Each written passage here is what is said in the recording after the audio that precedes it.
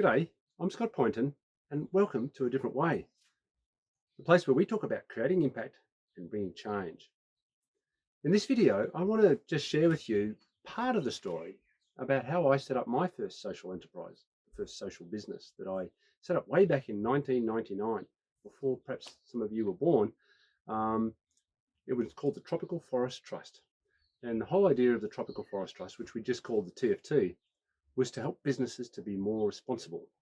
So in some ways, we were like a non-profit consulting company. We set the TFT up as a not-for-profit company. So it was set up as a business with what we call not-for-profit statutes. It later became registered as a charity, which meant that it was operating for the public good. But when we first got started, it was a not-for-profit business. How did I get to that place? And look, it's a really long story, and I probably could talk about this for the next 4 hours, but we haven't got 4 hours. So just a quick video to try and capture the essence. And I think one of the most important things that I want to share here for you is that it doesn't just happen in a very short period of time. It's like you don't wake up one morning and say, oh, right, I'm going to start a social business.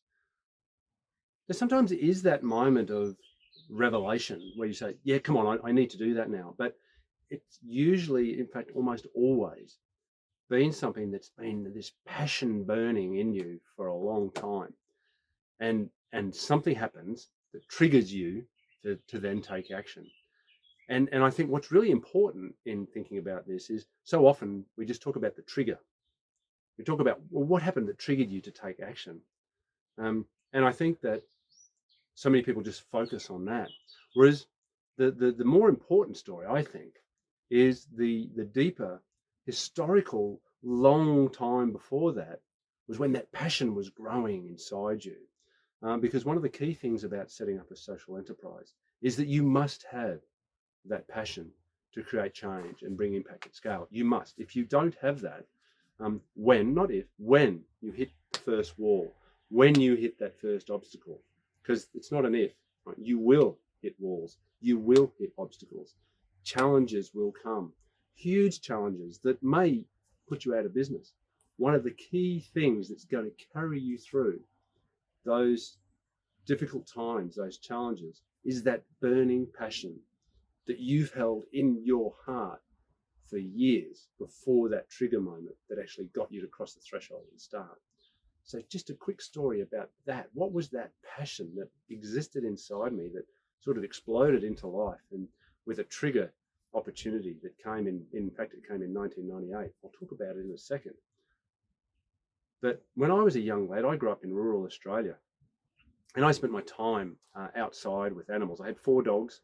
We used to roam around the streets and, outside in forests and in fields, and just loved that time. And because I loved animals so much, I decided that I was going to be a vet at quite an early age. I thought, right, I'm going to be a vet. Not easy to become a vet. You need high marks at school to become a vet. But I was getting those marks, and I thought, I can do it. I could become a vet. So I set that probably around age 10 or 11, because up until that stage, I wasn't really thinking about what I was going to do. But even so, I was quite young in thinking about, well, what am I going to do when I grow up? And right, I'm going to be a vet. I used to go out with the local vet on his rounds when he used to go and visit the farmers to see their cows and their horses and all sorts of animals we used to go and visit. But I loved it, but somehow there was something missing. And I had this great desire. I grew up in rural Australia, didn't travel anywhere, but I had this bit of a burning desire, as I think a lot of young Australians do, to get out and see the world. So the idea of being a vet, it was great, helping animals, but I had this sort of itch to go a bit more broad and to go beyond Australia. You can be a vet outside of Australia, of course you can, but not so straightforward. And I have a great belief in the universe creating. If you dream about something, you can dream it into being. And I had no idea that there was such a profession as a forester. Had no concept that there was a forester. Spent a lot of time in forests, and I loved forests. Used to wander down. We moved around the southeast corner of Australia quite a bit, all in rural places. There's one place I lived where there was this lovely river with platypus in there, and there were wombats, kangaroos, wallabies, rabbits.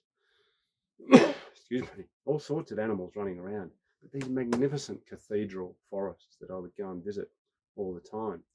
And I was out there one day, and I came back. It was a Sunday afternoon, and I don't know what I was doing going inside. It was very rare, maybe just to get a glass of water, but the radio was on, and I just turned 15. It was 3 days after my 15th birthday, and on the radio there was this program. It's called The Science Show, and it had been going for a few years. It's still going. It's been going for more than 40 years now, since the early 1970s. But this was 1979, and I went inside, and on the radio was The Science Show, and the host, Robin Williams, was introducing the special guest for The Science Show that day, and he played this beautiful music, and then out came this amazing, ancient, old man's voice, an old British forester who was called Richard St. Barb Baker. And he was 89 years old at the time that this interview was broadcast.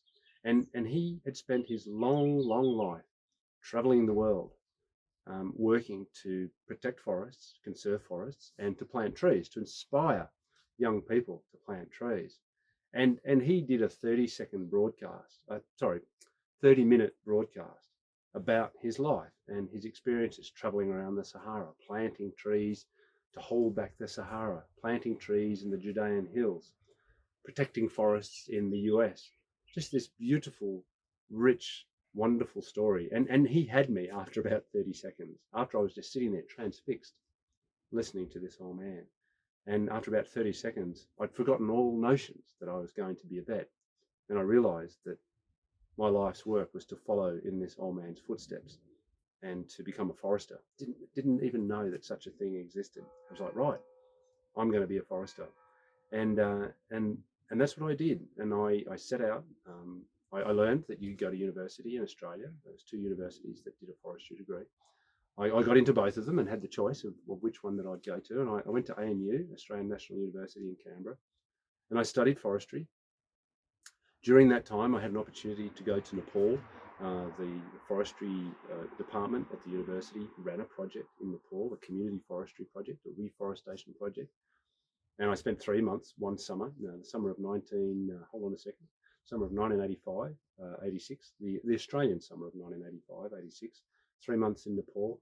Fantastic experience, meeting the communities there, working with the trees, working with the team, the project team. And that was really when I really knew then that I'd made the right choice, that this was the work that I wanted to do for the rest of my life. Came back, finished my degree, got a job in Tasmania, and then had an opportunity to go to Vietnam. And I was lucky enough to work in Vietnam's Mekong Delta. In fact, actually, there was a step before that. I had an opportunity to go to England and study a master's. I got a scholarship to study a master's of forestry at Oxford University, just a 1-year master's. And again, it just confirmed to me that I wanted to work outside of Australia, I loved forestry in Australia. Tasmania was great, but Richard St. Barb Baker had inspired me to this mission to go out into the world and try and protect the world's forests. And particularly for me, that meant the tropical forests. So I was on that mission. I came back and, was working in Tasmania, and then had this opportunity to go and work in Vietnam. It was a reforestation project. It was a research project, in fact, into reforestation in the Mekong Delta, and spent just over 2 years there, and absolutely loved it. It was tough. I think that was part of the value of the experience, was that it was tough. I got very sick. It was hot. It was humid. Spent a lot of time traveling in boats up narrow canals. But what a great experience. And I just fell in love with this idea that my career would go down that path. So when I came out of Vietnam, I didn't go back to Tasmania. I went instead to work in Canberra with a forestry consulting company who was focused on these sort of projects overseas. They asked me to go to the UK, and I did that in 1997. And in 1998, finally, the trigger arrived for me to set up the TFT, the Tropical Forest Trust, my first social enterprise. Because the consulting company I was working for was absolutely driven by profit. Very traditional business. Go out, earn money, and at the end of the year, the profit was here, and that would be distributed to the shareholders. I wasn't one of them. That didn't bother me. I was on a broader mission to get experience of what I was doing there, running a business, but nonetheless, I had this broader vision of doing something to save forests the world over, which had been this seed, this passion that had been planted inside me when I listened to 𝘂𝗪𝗪𝗪 on the radio 3 days after my 15th birthday. So what happened was some very prominent NGOs. There was one called Global Witness. They were looking at the garden furniture industry, which was exploding across Europe. Wooden garden furniture was being made in Vietnam, and they made a fantastic report called Made in Vietnam, Cut in Cambodia. And what they highlighted was that the booming manufacturing industry in Vietnam that was making this garden furniture and then sending it all across Europe to Australia to the US was relying on wood that had been ripped out of the forests of Cambodia with forest destruction, human rights abuses, trucked over the border into Vietnam, mass produced and sent out to global markets. NGOs across Europe picked this up and campaigned against the retailers who were selling this product, and the retailers had no idea whatsoever where the wood was coming from. So everything went crazy. Because I'd been working in Vietnam, I had actually already found this problem out, and I was working with a UK retailer to try and solve the problem for them. And so when all of this campaign broke in the European summer of 1998, people said, oh, you need to talk to that Scott Poynton guy. He seems to be working on this. And of course, this was, again, I think the universe played its part here, that, I'd had that experience from 93 to 95 working in Vietnam. And that meant that I knew a lot about what was going on in Vietnam, including this trade of logs from Cambodia and other countries, Laos and Indonesia, this great sea of logs coming into Vietnam for the production of garden furniture. I knew a fair bit about it. And so companies came to me and said, well, what can we do? What can we do?